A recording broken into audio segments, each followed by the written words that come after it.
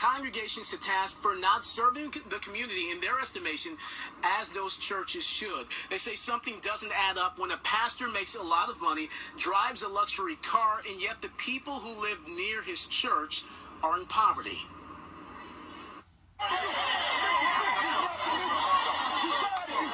A scuffle inside the sanctuary after New Era Detroit protests during a worship service. Zeke, the leader of the group, offered no apologies for the dust-up at Great Faith Ministry Saturday, only the reasoning behind it. This situation is bigger than just Wayne T. Jackson. This is about black churches and black pastors who live a lavish life on behalf of the people, and they're not giving back to their community. He's referring to Bishop Wayne T. Jackson, the wealthy pastor that welcomed Donald Trump, drives a Rolls Royce, and lives in a mansion. Zeke was there for the offering Saturday. When they started the offering at $1,000, and then they said if you don't got $1,000, then do $300.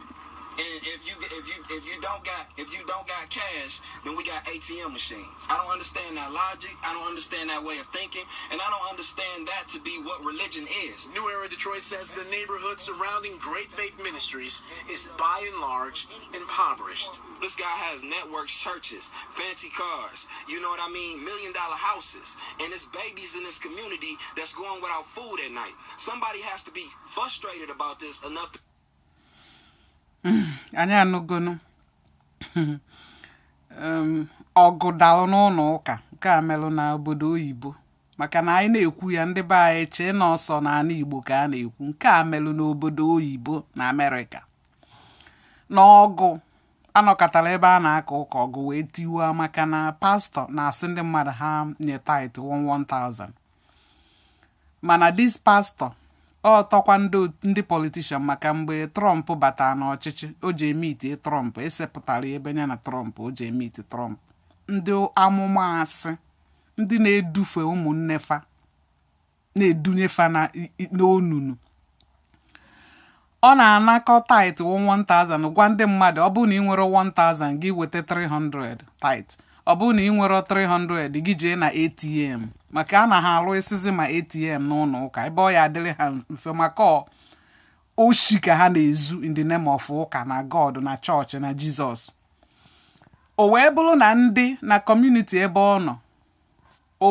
ndị na-abịa ụka a bụ ogbenye nke fe ụfọdụ enwero nni eri ndị ọ na-anakọsị tithe 1,300 ma $100 ịma ife bụ $100 $1,000 ka obi kalụ nwoke a o wee na-anakọ ndị mmadụ ọ bụrụ factory ka ọ lụrụ o nwero business o establish na the neighborhood ka ndị na-abịa ụka at least ka e wee ha n'ọrụ ka ha na-benefit o nwere ihe ọbụla edozili n'ime ebe ha bibu ghetto ebe ihe niile mebisie emebi obi na mansion na-anya Rolls Royce nnukwute moto mana ndị na-abịaziri ya ụka wee bụrụ ndị na-akpa ogbenye ọnụ ntụ ụfọdụ n'imefe enwero nni nwoke anụnwa a na-ajụzi ajụjụ ọnụ na-eweluzi iwe na-aba maka emegidere ife a n'ụlọ ụka ọgụ wee da ndị mmadụ wee nụba ọgụ wee na-asịzi kedu ụdị ụka bụ ihe a kedu chukwu n'ọdị ya kedu ife na-emezighị ya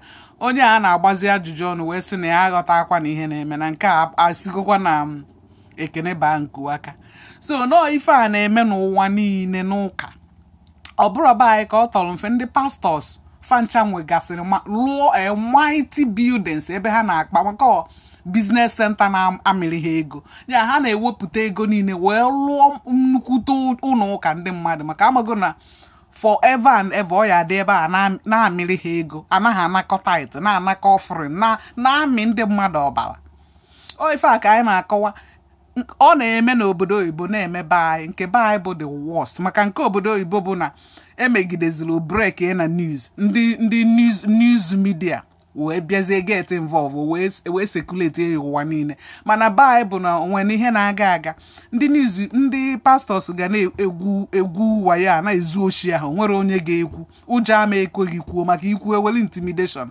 enweghị ihe ike gada akpọta ndị ya bịa egbuo ha gị n'ime kata mepee ọnụ maka na ụmụ ife abalụ na-eme n'ụlọ ụka ị na-ajụ sị kedu ebe chukwu ahụ nọ onwerozi chukwu dị n'ụlọ ụka kịta ka anyị ghọtara n'ife a bụ wayo ụzọ fa ji eti ndị mmadụ aka na-amị ndị mmadụ ego.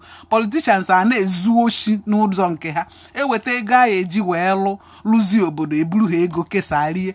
Ndị pastors a na-ezu oshi n'ụlọ ụka nke ha in the name of God, na-ana ndị mmadụ ego n'anya ọcha, oshi ọcha.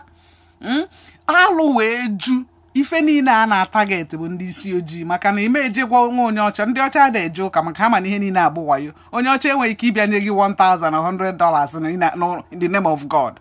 Ọ ya sị gị di ya jee lụọ ọrụ, go and get a job, na ọ bụrụ onye a ya bịa fidie gị. Mana ndị isi ojii bụ duto ihe isi ike, agwa ha miracle, they are going to heaven. He nuru ka atụrụ gaba ewee na-amị na ya ọbara. So n'olugo na ụmụnne mgbe onye ọbụla ga-asa anya ya. O nwere nwanne anyị kụrụ egwu sị saa anya gị n'oshi akarịa in the name of God. O nwere ihe dị ka God bụ aja anị ka anyị na-efe.